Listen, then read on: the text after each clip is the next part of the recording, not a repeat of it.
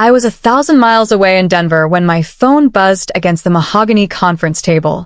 Motion detected. Living room. I opened the security app expecting a delivery driver, maybe a neighbor dropping something off. Instead, I froze. There, inside my home, my sanctuary, stood my parents, Sandra and Stephen. And with them, a stranger holding a clipboard. A contractor. They weren't watering my plants or checking the mail. They were holding a tape measure against the glass wall of my hydroponic garden. My mother's voice crackled through the tiny speaker, distorted, but unmistakable. Tanner needs this space for his content studio. Just knock the wall down. Morgan won't make a scene. She'll just accept it. She was right about one thing.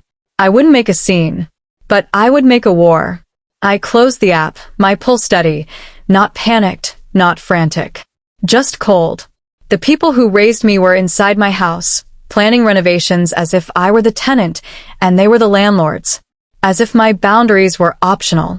As if my life were a spare room they could rearrange. I didn't scream. I didn't call the police. Not yet. That would have been a temporary fix for a problem rooted in decades of rot. I needed a total demolition. I opened my travel portal and booked the next flight out of Denver. One way. I wasn't going home to visit family. I was going home to liquidate a failing investment. And I knew exactly when to strike. Tanner wasn't known for his discretion. For weeks he'd been hyping up some major reveal to his followers this Saturday at 2 p.m., a grand opening of his new content house. Perfect. He wanted an audience. Fine. I'd give him one. The flight to Seattle took 3 hours, and I didn't spend a single minute mourning the family I thought I had. I spent it working. I bought the Wi-Fi package and opened my laptop. Time to build the archive. A new folder. One word. The ledger. I pulled years of files, bank statements, Venmo histories, signed agreements for business loans that were never repaid. Every transaction, every promise, every manipulation. Dragged and dropped. There was the $4,000 for the podcast equipment he abandoned in a garage. The $7,000 for the dropshipping venture that shipped nothing. The $10,000 for the car down payment so he could get to job interviews he never attended. The total blinked at me on the spreadsheet. $115,000. That wasn't support. That was embezzlement dressed as family loyalty. My parents hadn't just enabled him. They'd facilitated the theft of my future to bankroll his delusions. And now? They were literally measuring my walls for destruction. I stared at the clouds drifting outside the plane window, feeling the truth settle into place.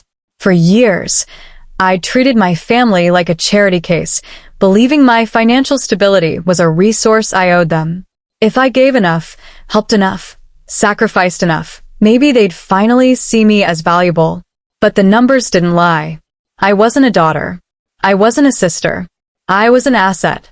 Something they could strip for parts. There was only one person who had tried to warn me. Haley, Tanner's fiancée. 3 missed calls. 3 anxious voicemails. I'd been too busy to listen. Now I understood why her voice had trembled. I texted her. I saw the security feed.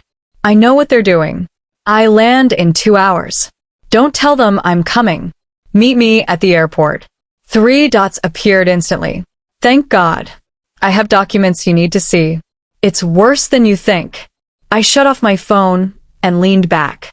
The anger that had been burning white-hot inside my chest cooled into something heavier, denser, like a stone settling into place. I wasn't afraid anymore. I was ready. They wanted to break down my walls? Fine. But they forgot I was the one who built the foundation.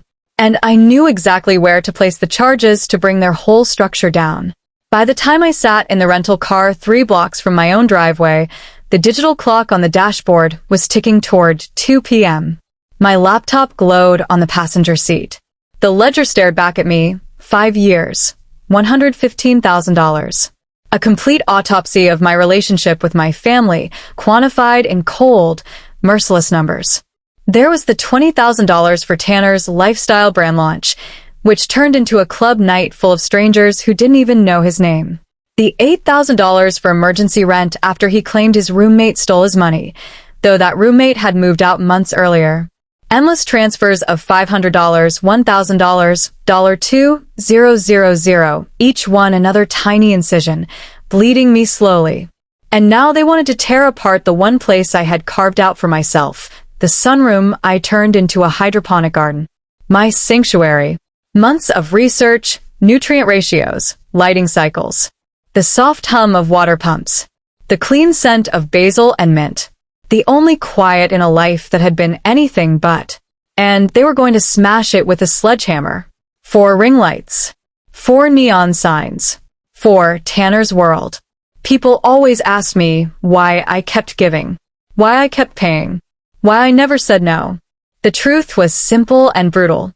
It wasn't generosity. It wasn't love. It was survival. A trauma response, forged in childhood. Growing up, affection in my house was a volatile currency. If I wasn't useful, I was invisible. If I wasn't solving a problem, I was the problem. So, I learned to become indispensable. To fawn. To anticipate their needs before they even formed the words. The $115,000 I gave wasn't support. It was a survivor's tax. A protection payment to the very people who were supposed to protect me. And the saddest part? I thought the money was building a bridge. But it was actually building a wall, one they could hide behind, so they never had to see me as a person. Not anymore. The bank was closed. The subscription had expired. Access denied. I opened the security app one last time. Inside my house, they were laughing. My mother pointed at my grandmother's vintage armchair, telling Tanner to drag it out onto the wet lawn to make room for his equipment. They looked so comfortable in their theft. So confident. So certain of their entitlement. They really thought they owned me. Because I had spent a lifetime teaching them exactly that. They didn't just rent my home. They had rented me. I shut the laptop with a sharp, final snap. I wasn't just going to evict them from my house. I was going to evict the scared little girl inside me, the one who thought she had to pay for the privilege of existing. I put the car in gear. It was time to go home. By Saturday at 2 p.m., the grand opening was in full motion. I parked my rental at the end of the block and stepped out into a world that already felt wrong. The invasion wasn't hypothetical anymore. It wasn't motion alerts or grainy footage on a phone screen. It was real, and it was violating. My driveway was packed. Tanner's leased sports car was parked sideways, arrogantly claiming 2 spaces like a badge of importance. My parents' SUV sat on the lawn, its wheels sinking into the soft earth I'd spent weekends carefully aerating. The front door was wide open. Bass-heavy music rattled the windows. Strangers moved in and out of my home, kids with ring lights, cameras, cheap sneakers. They treated my space like a public park. And no one, not one single person, seemed to remember it belonged to me. I walked up the driveway slowly, deliberately. My grandmother's restored armchair, my treasure, the one I'd spent months repairing, sat abandoned on the wet grass. A half-empty energy drink can rested on its velvet armrest. That was when something inside me hardened. This wasn't just carelessness. This was disrespect. Deliberate, entitled, casual cruelty. I stepped onto the porch. Inside the foyer, my mother, Sandra, stood directing 2 of Tanner's friends carrying a massive green screen. She looked radiant, energized in that way she always did when she was orbiting around Tanner's needs. Careful with that, she fussed. We need the lighting perfect for the stream. She turned and saw me. For one heartbeat she froze. Then her face shifted into irritation. Morgan? What are you doing here? I thought you were in Denver until Tuesday. I came back early, I said, my voice flat. I wanted to see the renovations. Oh, don't start, she snapped, waving me off like a troublesome fly. We're just rearranging a few things for Tanner. He has a huge event today. You should be happy for him. He's finally making it. Making it, I repeated. By knocking down my walls? She rolled her eyes. It's just a wall, Morgan. And those plants, honestly, it was wasted space. Tanner needs room to create. You need to loosen up anyway. You're always so uptight. I walked past her without a word. The living room was unrecognizable. My furniture gone, replaced by beanbag chairs and tripods. Cables everywhere. A ring light the size of a tractor tire blazed like a miniature sun. And in front of it stood Tanner. Phone held high, voice manic. Yo, what is up, guys? Welcome to the crib. We are live from the new HQ. This is where the magic happens. We got the crypto shorts. We got the gaming setup. He saw me. His smile faltered, barely before he patched on another. Yo, look who it is. Special guest appearance. My sister Morgan just flew in to celebrate the launch. Say hi to the stream, Morgan. He reached to sling an arm around me, to pull me into his fantasy. I stepped back. The camera was still rolling. Thousands of comments flew across the screen. Perfect. I'm not here to celebrate, I said, looking directly into the lens. I'm here to evict you. Tanner laughed, a brittle, nervous crack. Classic Morgan. Always joking. Guys, she's a riot. I'm not joking. My voice cut through the noise, slicing straight through the performance. I reached into my bag and pulled out the folder. This is a cease and desist, I said. And this, I lifted the thick stack of papers, is the ledger. My father appeared from the kitchen, face flushed. Morgan, stop. You're embarrassing him. Put that away. No. I turned back to the camera. For anyone watching, my name is Morgan. I own this house. Tanner doesn't live here. He lives in our parents' basement. And the success he's bragging about? It was funded by the $115,000 he stole from me over the last 5 years. The room fell silent. The music stopped mid-beat. Tanner stared at the stream, then at me. His face drained of color. Turn it off, he hissed. Turn the stream off. Why? I asked. Don't you want your fans to see the real you? The one who borrows rent money and spend it on bottle service? The one who needs mommy to help him break into his sister's house? I opened the ledger. August 12th, $4,000 for podcast equipment. Never recorded an episode. September 15th, $7,000 for a business license. The business doesn't exist. January 4th, $10,000 for a car down payment. Where's the car, Tanner? That's enough. My mother grabbed my arm, nails digging into my skin. You are ruining his big moment. How can you be so selfish? Selfish. I stared at her hand, then at her face. You're measuring my house for demolition while I'm out of town, and I am the selfish one? We were going to tell you, she cried. We just wanted it to be a surprise. A surprise, I said softly. Like the time you surprised me by giving him my college fund? Or the time you surprised me by co-signing his loans with my credit? Tanner lunged for the phone, trying to kill the stream. He fumbled it. It hit the floor, screen up, still broadcasting. The comments exploded. Is this real? Bro scammed his sister? Fake influencer. What a loser, OMG. I looked down at the phone. Then at my brother. He wasn't a mogul. He wasn't a star. He was a frightened little boy who had finally run out of shadows to hide in. Get out, I said. All of you. Get out of my house. You can't do this, my father sputtered. We're family. Not anymore, I said. Now you're just trespassers. He opened his mouth again, but stopped when the front door opened behind me. Haley walked in. Tanner straightened. Babe, what are you doing here? Tell them to leave. Tell them they're ruining everything. Haley didn't look at him. She looked at me, gave a small, grim nod, then stepped forward into the center of the room. She held a manila envelope. Her knuckles were white around it. I'm not here to help you, Tanner, she said, her voice shaking but firming with every word. I'm here to end this. End what? Tanner forced a laugh, glancing nervously at the still-live phone. Babe, come on. Not now. Yes, now.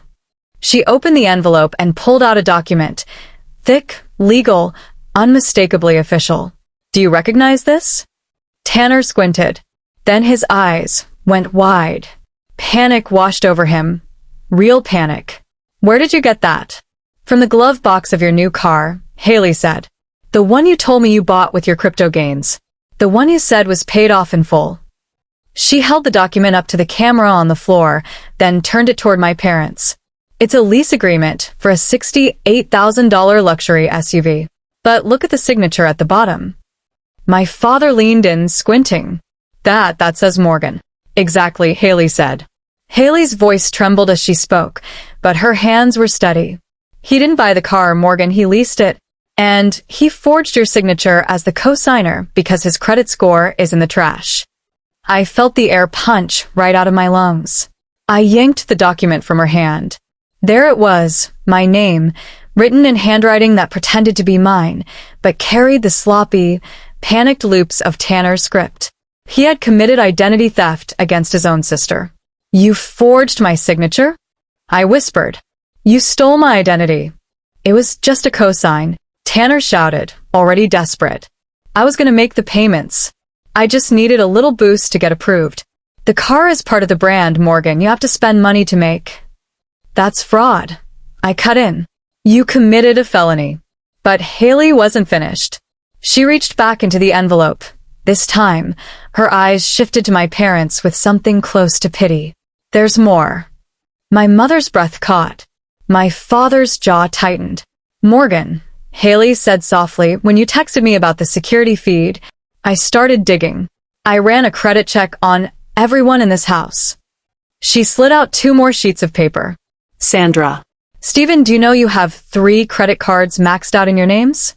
Opened 6 months ago. My mother blinked, confused. What? No, we only have 1 card. For emergencies. Not anymore, Haley said. Tanner opened them.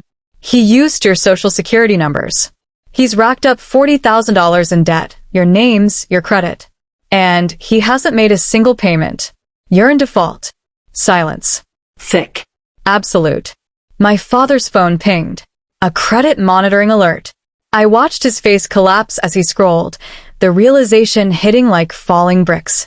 He looked at Tanner, then at the papers, and finally understood. You stole from us, he whispered. After everything we did for you, after we mortgaged the house for your legal fees last time, you stole our identities? Tanner backed away, shaking his head violently. I was going to pay it back once the crypto course took off. You guys have no vision. Vision? I choked out. You bankrupt your own parents. You stole my identity. You almost destroyed my home. That's not vision, Tanner. That's predation. I looked at my parents, broken, stunned, hollowed out by the truth. The son they protected, loved, excused, had quietly devoured them. And they didn't feel the teeth until now. Get out, I said. All of you. Now. My mother reached for me, tears streaming. Morgan, please, we didn't know. You didn't want to know, I said, voice steady and cold. You were so busy building him up, you didn't notice he was tearing you down. And you were so busy tearing me down, you didn't notice I was the only one holding you up. I pointed to the door. Leave before I call the police and add trespassing to the list. They left, my father stumbling like an old man, my mother sobbing, Tanner bolting to his leased car that was seconds from repossession. Haley hesitated in the doorway. I'm sorry, she whispered. I should have told you sooner. You told me when it mattered. I said. That's enough. She nodded and stepped out. The door closed. Silence. Real silence. My ring light still glowed. The green screen still hung. But the noise, the chaos, the parasites, gone. I picked up Tanner's phone from the floor. The stream had ended when the battery died, but the comments? The comments were forever. So was the truth. I walked out to my garden wall. Still standing. Untouched. My sanctuary was intact. My ledger? Closed. For the first time in my life, I wasn't just the survivor. I was the victor. 12 minutes later, the police arrived. I met them on the porch, handing over the USB drive, security footage, the live stream, the forged lease, the credit reports. He's inside, I said calmly. Tanner sat on the floor, head in his hands. He committed identity theft against me and my parents. He trespassed. He destroyed property. The officers approached him. He tried the familiar routine, loud, frantic excuses. It's a misunderstanding. It's just family stuff. Then Haley handed them the physical copy of the forged lease. One look, then the click of handcuffs. Tanner, stand up. Hands behind your back. My mother screamed, a raw, animal sound that rattled the walls. No. You can't take him. He's just a boy, he didn't mean it. She lunged toward the officer. He gently pushed her back. Ma'am, step away. She turned on me, wild-eyed, unrecognizable. Morgan, stop them. Tell them it was a mistake. Tell them you gave him permission. He's your brother. I searched her face for any trace of maternal instinct. There was none. Only the panic of someone losing her shield. I didn't give him permission, I said to the officers. Press charges for everything. You monster. My father spat. You're ruining this family. You're sending your brother to prison. No, I said. He sent himself when he forged my name. And you helped him pack his bags every time you taught him he could take whatever he wanted. They took Tanner away. He cried, begged, pleaded. I felt nothing. No joy. No sorrow. Just the clean, cold clarity of a debt paid in full. My parents stayed behind, huddled together in the ruins of Tanner's fake empire, their anger pivoting, predictably, back to me. We'll lose the house, my father whispered. We can't pay those cards. We'll be homeless, and it's your fault. My fault, I asked. Did I open the cards? Did I spend the money? You called the police, he snapped. We could have fixed it. Now, he has a record. Now, we have nothing. And then it clicked. If they admitted Tanner was a monster, they had to admit they raised him. If they admitted he stole from them, they had to admit their love had been weaponized. Blaming me was easier, safer, cowardly. I'm issuing you both a formal trespass notice, I said. If you come back here, you'll be arrested too.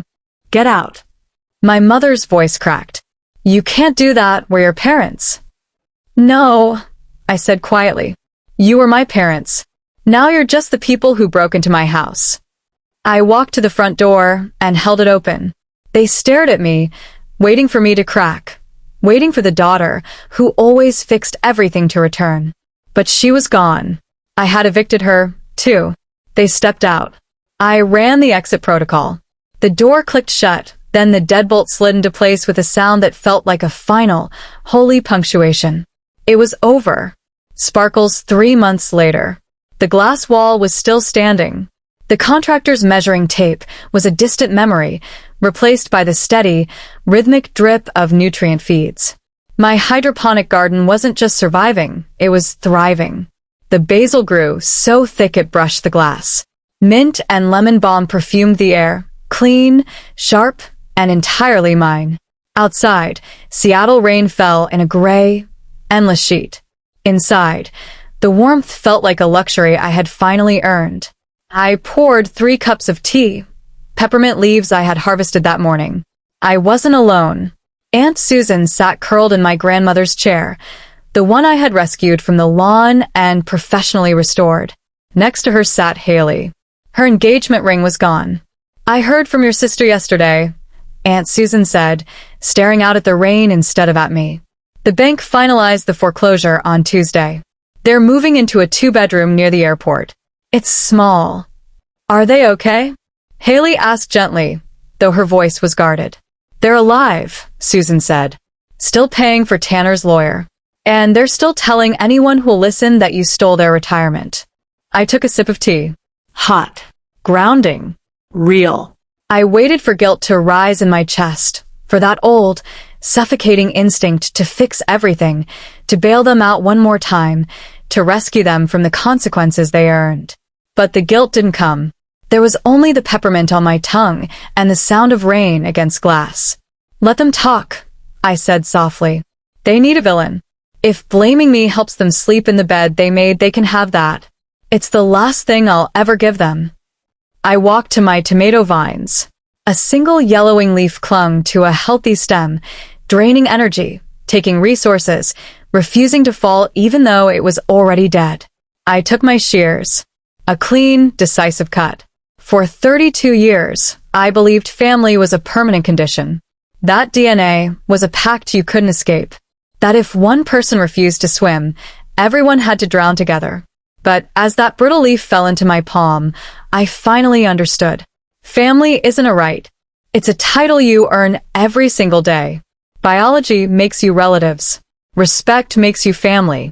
I had spent a lifetime watering a dead plant, begging it to bloom, not realizing the rot was spreading to the roots. Cutting them off wasn't cruelty. It was survival. I changed my number this morning, I said, dropping the dead leaf into the compost bin. They can't reach me anymore. Haley smiled for the first time in months, a real smile. Good. Peace suits you, Morgan. It does. I looked around my home. No ring lights. No screamers. Just the quiet hum of water pumps, the clean smell of growth, and the people who actually saw me. I wasn't the invisible bank anymore. I wasn't the scapegoat. I wasn't the sacrifice. I was the gardener. And my garden was finally free of weeds. If you've ever had to cut off a dead leaf to save the whole tree, if you've ever chosen peace over guilt, if you've ever walked away so you could finally grow, share this story. Drop a herb in the comments so someone else knows they're not alone. And subscribe for more stories that remind you. Survival isn't selfish. It's sacred.